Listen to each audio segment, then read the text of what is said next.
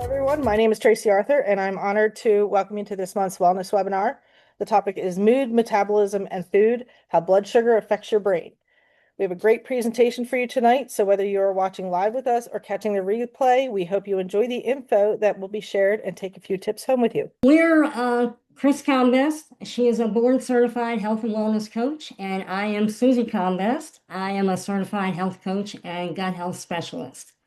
So, Chris, let's go ahead and get it started. All righty. Welcome, everyone. We're so glad you're here tonight. This is one of our favorite topics because it really changes how we think about metabolism. Let me start with a quick question. Have you ever been in a perfectly good mood and then suddenly you're irritated at everyone within a 10-foot radius? Like someone's chewing too loudly, someone's driving too slowly, or your family is just existing? And somehow that feels like a problem.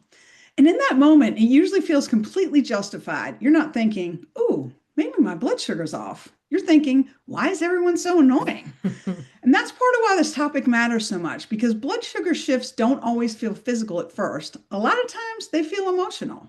Yeah, and in that moment, most people assume it's stress or personality, a lack of sleep, but often it's something else going on underneath the surface, like your blood sugar may have shifted and your brain is reacting to that change. And that reaction can happen faster than people realize. And sometimes it's tied to what you ate an hour ago, maybe 2 or 3 hours ago, and sometimes it's tied to just not eating protein or something good earlier in the day. Most people don't connect their food patterns with their mood patterns, but they're really closely related. And the important thing is, you don't have to be diabetic for blood sugar to affect your mood. Blood sugar swings happen to almost everyone, and your brain is incredibly sensitive to them. So, what we want to do today is connect those dots. If you understand why this is happening, it becomes much easier to make small changes that help you feel better physically, mentally, and emotionally. Yeah, so your brain is one of the most energy demanding organs in your body. So even though it's only about 2% of your body weight, it uses roughly 20% of your total energy every day. Wow. I know. And I mean, that's a huge amount of energy for something that small. Your brain's constantly active, it's thinking, it's processing, it's regulating your mood, it's managing memory, it's filtering information, and it's helping you respond to the world around you. So when fuel is inconsistent, the brain notices really quickly. And the brain's primary fuel is glucose, which is a simple step. It comes from the food that you eat. It travels through your bloodstream as blood sugar, and it's absorbed by your cells for fuel. And the excess is stored in your liver and muscles as glycogen. Maintaining a balanced blood sugar is crucial for health, and it's managed by insulin. So every time you eat, your body begins a whole chain of events. Carbohydrates are broken down by glucose. That glucose enters your bloodstream, and then insulin helps move it into your cells. If there's more than your body needs right away, some of it gets stored for later. And when the system works smoothly, energy feels steady. And when it doesn't, you feel the consequences. Right. And so when that fuel is steady, things feel way easier. Your thinking is clearer, your patience is better, your energy is more consistent. But when that fuel becomes unpredictable, your brain just starts to feel it so quickly. And most people, they kind of describe it, or they're not going to describe it this way. They should, but they don't describe it as, hey, my glucose delivery to my brain, it's kind of unstable. No, they describe it more as brain fog, fatigue, feeling edgy, feeling overwhelmed, or just feeling like they're running on fumes by the middle of the day. And that's often how unstable fuel shows up in real life. So, when your blood sugar is stable, your brain gets a steady stream of energy instead of the spikes and crashes. And that's when people feel calm, focused, and more in control of their emotions. This is when your brain can stay in more of a thinking, planning, and problem solving mode instead of constantly shifting into being reactive. You're better able to pause, respond thoughtfully, and stay mentally present. Yeah, and you'll also notice fewer cravings and more consistent energy. You're not constantly thinking about food or needing a quick fix just to get through the next couple of hours. It becomes easier to make good decisions because your brain isn't in a reactive state all the time. And this is often when people say things like, I just feel more in control, or I'm not fighting myself all day. They're not white knuckling their way through the day, and their biology is simply working with them instead of against them. Right, the way it's supposed to. Yeah. And this is where we shift the conversation. Feeling good isn't just about willpower. A lot of the times, it's about whether your metabolism is giving your brain steady fuel. When the biology is supported, better choices feel easier. When the biology is chaotic, even small things feel way harder than they should. And that's a very different conversation than blaming yourself for not having enough discipline. Yeah. So when we talk about metabolism, most people think how fast they burn calories. But metabolism is really about how your body manages and uses energy.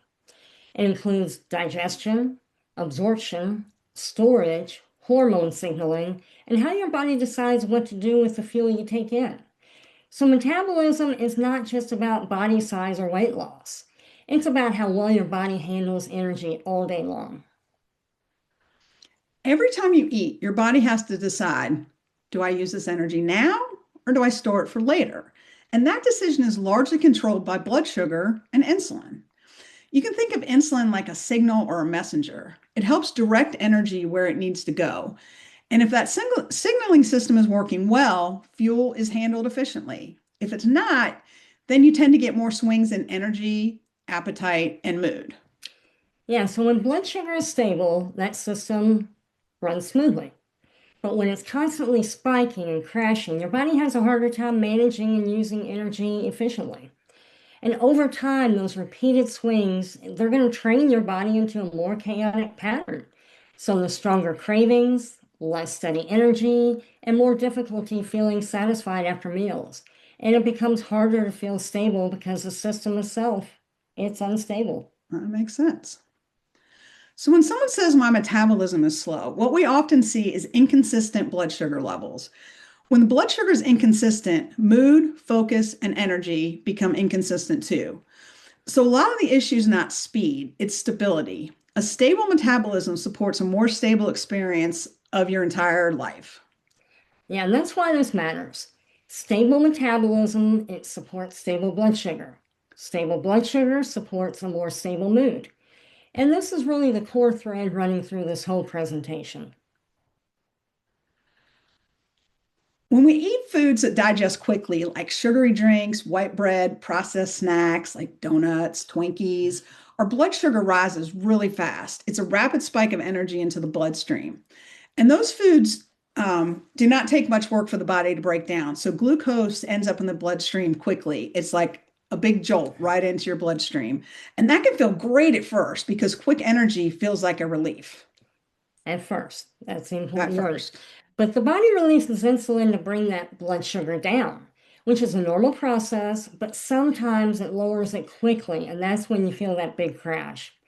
And when that drop happens, the brain experiences it as a loss of steady fuel. So even if the number is not technically dangerous, the shift can feel dramatic in terms of energy, mood, and mental clarity. That crash can feel like fatigue, brain fog, irritability, getting mad at people for chewing, or sudden hunger. It's not a discipline issue. Your brain just lost access to steady fuel.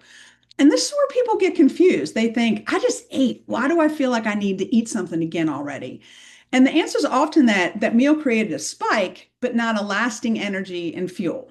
Yeah, and that's when your body tries to fix it by increasing the cravings, especially for that quick energy food like your donut you love. So the pattern becomes spike, crash, crave, repeat. I mean, that's why people often reach for more sugar. They reach for more caffeine or those little snack foods that they love in the afternoon. And the body's trying to solve an energy problem quickly. And quick fixes are what it asks for.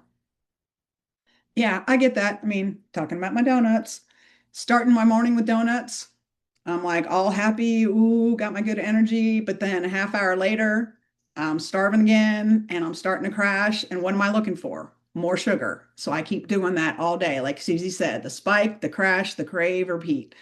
And donut after donut didn't get me anywhere. So it's basically the nutritional version of flooring the gas pedal and then slamming on the brakes all day. Your brain would really prefer a much smoother road trip. When we all. Yeah. So when blood sugar drops, your body sees that as a potential threat. Your brain needs fuel, so your body responds quickly to protect it. And it releases stress hormones like cortisol and adrenaline.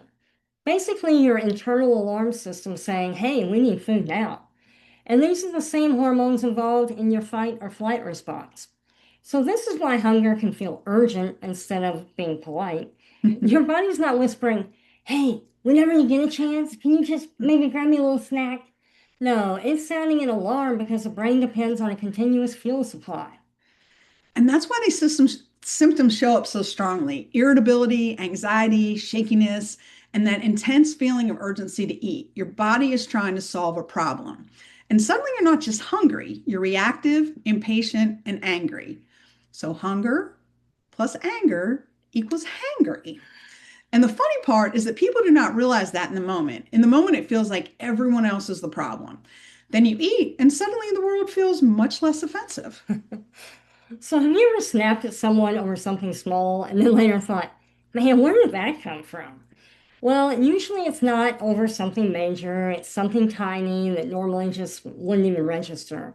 But that is one clue that the issue may be biological and it's not just situational. Yep. And then you ate something and magically felt like a completely different person. That moment right there, that's hangry. And while we joke about it, this is actually a perfect example of how quickly restoring fuel can change mood and behavior. Put a one in the chat if you've ever been hangry. Got lots of ones. Yeah, me too. No comment from you. I didn't say a word, didn't say a word. So lots of hangers in there. Ooh, lots of big ones there. Oh, nice. One of the biggest reasons blood sugar affects your mood is because it directly impacts your brain chemistry. Your brain uses neurotransmitters to regulate how you feel, think, and respond. Three important ones are serotonin, dopamine, and GABA. And these rely on stable energy and nutrients to function properly, which means they're influenced by your blood sugar. These chemical messengers are not random. They're part of the system that helps you feel calm, motivated, emotionally balanced, and able to cope. So if fuel's inconsistent, that messaging system can feel inconsistent too.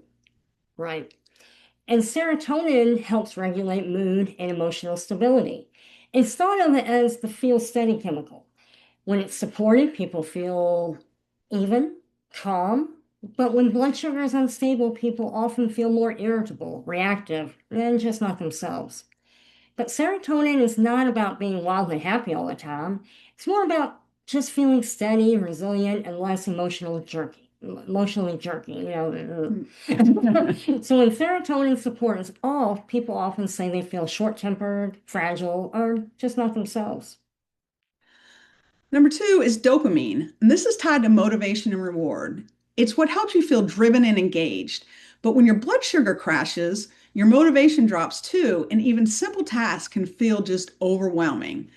And that's why blood sugar crashes can feel like your brain suddenly put everything on hard mode. The task didn't change, it's just that your energy and reward system changed. Exactly. And then there's GABA. GABA helps calm down the brain. It acts kind of like a brake to calm everything down and reduce stress and prevent overexcitement. But when it's not supported, people often feel more anxious. They're on edge, overstimulated. So when blood sugar is fluctuating all day, these symptoms don't function smoothly. So you can kind of think of GABA as like that brake pedal in the brain. When that calming system's not supported well, people may feel wired but tired, restless, or like they cannot settle down even when they're exhausted and depressed. So when you eat sugar or highly processed carbs, your brain releases dopamine, creating a temporary sense of reward or relief. And that's why foods feel so satisfying in the moment. And that's why people crave comfort foods when they're stressed, tired, or emotionally drained. The brain's just looking for a fast reward for a quick lift. Like donuts. Yeah, there you go. But when your blood sugar drops afterward, your brain wants that feeling over again. So your cravings increase and that cycle continues. And this is how sugar addiction happens. Your brain keeps wanting that same feeling over and over again.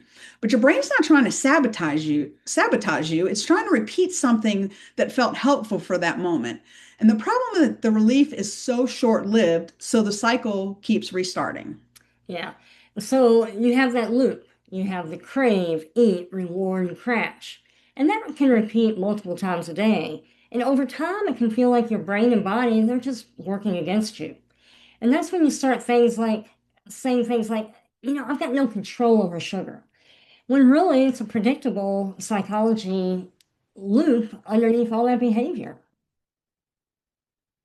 And again, it's not a willpower issue, it's a biological pattern. Once you understand it, you can start to change it. And the goal is not to be perfect or never want sugar again, because at some point I will eat a donut. The goal is to make cravings less frequent, less intense, and less in charge. There's some very common patterns that show up when your blood sugar is fluctuating. Once you see them, you can't unsee them. These patterns are helpful because they give you clues. Instead of labeling yourself as moody, tired, or undisciplined, you can start asking better questions about what your body's trying to tell you. True. And one of the biggest ones is that afternoon crash. We've all been there. It's usually somewhere around 2 to 4 p.m.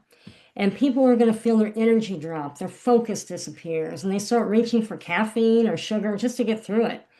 And instead of feeling energized, people feel sluggish, tired, or like they want to take a nap. And that crash is often not caused by that moment. It's often the delayed result of what happened earlier in the day, like a low protein breakfast, a high sugar lunch, or just long gaps without eating. Another really common one is brain fog after meals, especially meals that are higher in refined carbs. Refined carbs cause a quick release of insulin, which can cause the blood sugar to dip too low, and that deprives your brain of steady energy, and that's what causes the mental fatigue, reduced concentration, and drowsiness. And that's why sometimes people feel sleepy after eating instead of you should feel energized. It's not that they're relaxed, it can be the meal created a sharp rise and a fall in blood sugar. Yeah, and then there's the irritability when you're hungry. You have strong cravings for sugar or quick carbs and difficulty concentrating. And these aren't personality issues, they're just signals from your metabolism. And once you start recognizing them as signals instead of flaws, then you can respond much more effectively. When you start seeing these patterns, it's not something to judge, it's something to understand. Your body's giving you information, and the good news is all this is fixable. Mhm.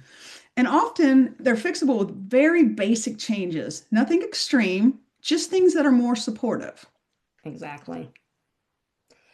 So, blood sugar is closely connected to stress and sleep, and these systems influence each other. Kind of think of it like this triangle. And when one side gets a little shaky, the other two, they're going to wobble too and just collapse. Yeah, so when your stress increases, your cortisol rises, and that can raise your blood sugar. And when that happens repeatedly, it becomes harder for the body to regulate your stress. Cortisol is very helpful in short bursts because it helps you respond to challenges. But when stress becomes chronic, cortisol stays elevated more often, and then that makes your whole system less stable. Yeah. And sleep, it plays a huge role too. I mean, when you don't sleep well or get enough sleep, it makes your blood sugar harder to control the next day. And that often leads to more cravings, more energy swings, and more stress. And even one rough night can change your appetite signals and increase the desire for those quick energy foods. So the next day, it's not just that you're tired, but you're also so much more vulnerable to blood sugar swings. Right. That's when you start looking for that quick fix, something to get your energy. Right. And then it becomes a cycle. Poor sleep leads to unstable blood sugar. Unstable blood sugar affects energy and mood, and that often increases your stress. So it's not just one thing, it's a whole system that needs support. But the good news is you don't have to fix everything at once. Improving one part of the system can start helping the other ones too. And this nothing requires extreme dieting, cutting out entire food groups. It comes down to how you build your meals. And that matters because extreme plans are hard to maintain, and people get tired of being told to do something that's completely unrealistic or seems hard. Exactly. So protein is the most important piece because it helps slow digestion and it keeps you full longer. It's one of the most powerful tools for stabilizing blood sugar. It helps prevent those sharp spikes and crashes. And starting your day with protein, it gives you more energy and less cravings. But starting with those donuts you love so much, that energy is short-lived and then you crash. And then you want more of those little tiny donuts. Exactly. But protein, it helps with your satiety too, and which means your meals actually hold you longer. So instead of feeling hungry again in an hour, you stay fuller and steadier. And yes, if breakfast is basically dessert, your body tends to ask for dessert again later. And your body, it kind of has a type. Yeah, it does. Fiber-rich carbohydrates like vegetables, fruits, and whole grains, they provide a slower release of energy compared to highly processed carbs, the donuts, sugary cereals, and candy. And then healthy fats are effective in preventing spikes. So together, they create a more steady energy response. Throw in some fiber, that slows how quickly glucose enters the bloodstream, and then healthy fats slow digestion too. So when you combine those with protein, you create a meal that gives your body a much smoother energy curve instead of the dramatic peaks and drops. Right, exactly. And so instead of thinking about restriction, we want people to think about balance, how to build your meals that support their metabolism. So how do we do that? This is where nutrition becomes a support strategy, not some kind of punishment plan. First, you want to start with a 9-inch plate, not the normalized, Americanized, big old 11-inch plate, Like just turkey platter? like a turkey platter. All right. Just the 9-inch plate. A simple approach is to build half of your plate with vegetables and fruit. Now, you can have the whole half in vegetables, but don't do more than a quarter of the plate in fruit. Fruit's high in sugar, and even though it's natural, your body's going to treat it the same way as it does other sugar. The rest of your plate should be a quarter protein and a quarter carbohydrates. Then you throw in a healthy fat like olive oil, avocado, or almonds to round it out. And the beauty of this is that it's visual and practical. You don't need to count every gram or obsess over numbers to make a meaningful improvement. I don't need my calculator or my computer? You do not. Excellent. Just your plate. I like it. All right. So that combination, it slows digestion and it helps keep blood sugar more stable after meals. And it also tends to improve your fullness, which means you're less likely to start hunting through the kitchen an hour later like you're on some kind of snack scavenger hunt. So instead of eating carbs on their own, you're pairing them with protein and fat, and that changes everything. What people notice pretty quickly is fewer cravings, more consistent energy, and less of that urgent need to eat between meals. It changes the blood sugar response in your body, the hunger response, and often your mood response too. And that's a huge payoff for a very simple structure. All right, audience, let's do this. Let's put a 2 in the chat if you've ever heard that carbs are bad for you or they're the enemy. Anybody ever heard that? Oh, looks like a whole lot of people have heard that. Yeah, that's what we were always told. Carbs are bad. Yeah, they're not. They just need better teammates. When carbs are paired with protein and fat, your body handles them completely differently, and that's when you start seeing the benefits. Carbs aren't the villain. They just behave a lot better when they're not running all by themselves. Like all of us. Yeah. All right, so I mean, this doesn't have to be complicated. Just start simple. Eat protein at breakfast, and that's going to set the tone for how your blood sugar behaves the rest of the day. Breakfast matters because it's often the first big signal you send your body about how the day is going to go. It's a stronger start usually means fewer problems later. And pairing your carbs with protein or fat, avoiding long gaps without eating, eating 6 small meals a day, and staying hydrated are all simple strategies that help.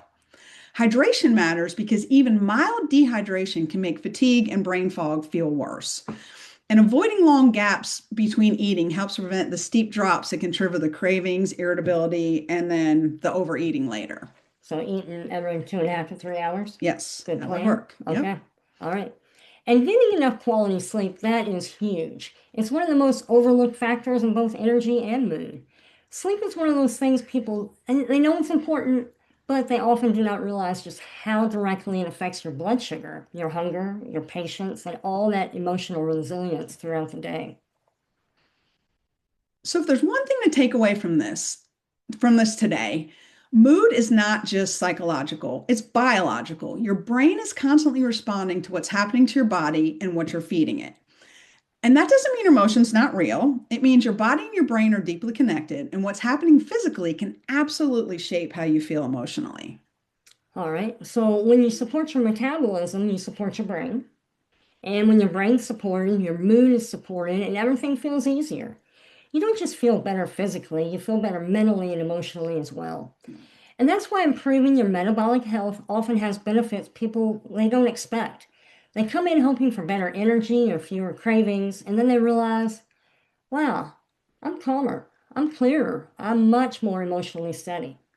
Yeah, and it's not about perfection, it's about creating more stability. And when you understand this, it can be empowering. It shifts the conversation from what is wrong with me to what does my body need? Mhm. And that's a much kinder and much more useful question. Exactly. So we want to close with this. When people improve their metabolic health, they often say one simple thing. I I just just feel feel better. better. Exactly. And honestly, that's the goal. Not perfection, not food fear, not white knuckling your way through the day, just feeling better in your own brain and body more consistently. Thank you so much for being here with us tonight. We'd love to invite you to join us for next month for our June monthly wellness webinar. It'll be Thursday, June 25th. It's titled Energy Leaks and Metabolic Burnout, Why You Are Tired and What to Do About It. Thank you again for joining us, and we'll send you a recording in a few days. If you have any questions, please don't hesitate to contact us. Yeah, thanks for coming, everyone.